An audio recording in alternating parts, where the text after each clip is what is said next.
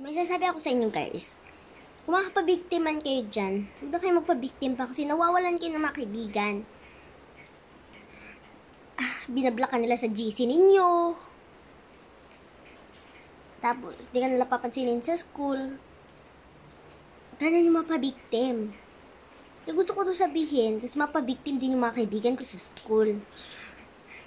At isa pa, blinak din nila ako kahit hindi naman ako pabiktim. Anong last nila na sinabi? Baka yung last nila na sinabi sa GC ninyo. Sinabi nila na, ay nako, ayan na naman siya, pabiktim na naman siya. Tapos, pagkatapos nun, mag-chat ka na sana pero wala ka na sa GC. Anong gagawin mo ngayon? Eh, hindi mo naman alam.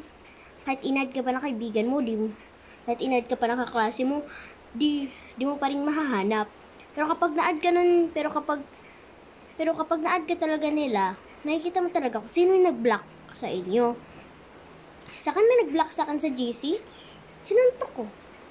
Joke lang, sinampal ko lang. Galit ako eh. Nakita ko kasi siya siya pala yung nag-block sa akin kasi may nag-add sa akin eh. Sa GC ulit. Kasi niya na guys, high blood lang kasi ako dito sa kaibigan ko dito eh. Sorry.